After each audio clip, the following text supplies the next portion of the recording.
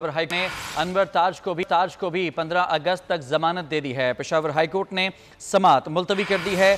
साबिक स्पीकर असद कैसर और अनवर ताज को 15 अगस्त तक जमानत दी गई है पेशावर हाई कोर्ट की जानिब से, जिसके बाद पेशावर हाई कोर्ट ने समाअत मुलतवी कर दी है।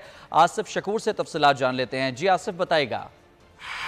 असद कैसर ने अब से कुछ देर पहले जो है अपने सोशल मीडिया प्लेटफॉर्म पे ट्वीट किया था और उन्होंने अपनी मुमकिन गिरफ्तारी के हवाले से जो है बात की थी कि तमाम केसों में उनकी जमानतें हो चुकी हैं, लेकिन उसके बावजूद जो है पुलिस की भारी नफरी अदालत के अहाते के बाहर उनको गिरफ्तार करने के लिए मौजूद हैं। इससे पहले जो है साबिक MPA PTI के रंगेज खान, उनकी भी जो है वो गिरफ्तारी हुई है और उसका मामला जो है चीफ जस्टिस की अदालत में जो है वो उठाया गया है और chief justice Peshawar high court ने गिरफ्तार रंगेज खान को आधे घंटे के अंदर अदालत में पेश करने का हुक्म सादिर किया है।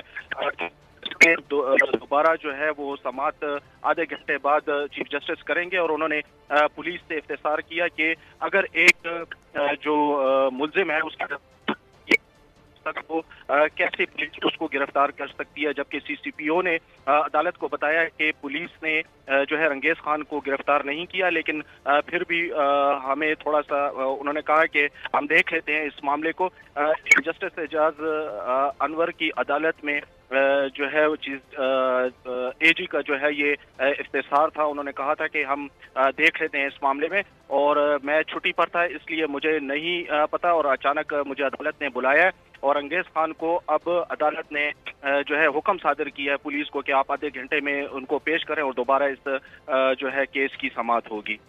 बहुत शुक्रिया आपका तफसीलात के लिए। अमनो अमान की खातिर मुल्क के लिए जान का नजराना पेश करने वालों को सलाम। 16 साल में खैबर पख्तूनख्वा के